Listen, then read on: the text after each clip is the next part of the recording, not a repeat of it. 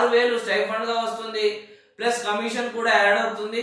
అదేవిధంగా third year లో కనుక చూసుకుంటే మీకు 5000 రావడంతో పాటు ప్లస్ కమిషన్ కూడా వస్తుంది. ఏం చేయాలి అంటే ఈ 3 ఇయర్స్ తర్వాత మళ్ళీ మీరు ఐఆర్డిఏ ఎగ్జామ్స్ రాయాల్సి ఉంటుంది.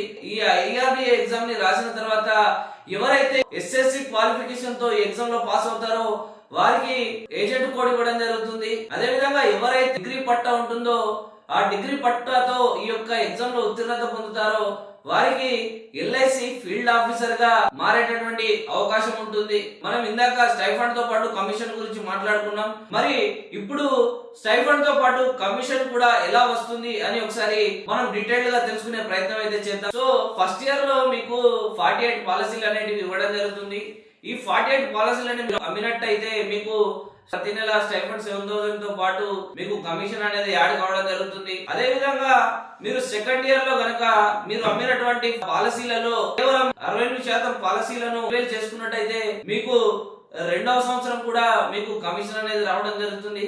అదే విధంగా థర్డ్ ఇయర్ లో కూడా ఈ 65% పాలసీలని 2000 చేపించినట్టయితే మీకు థర్డ్ ఇయర్ కూడా నెల స్టైఫండ్ రావడంతో పాటు మీకు కమిషన్ కూడా యాడ్ అవుతుంది. మీకు మొదటి నెల 7000 స్టైఫండ్ వస్తుంది కాబట్టి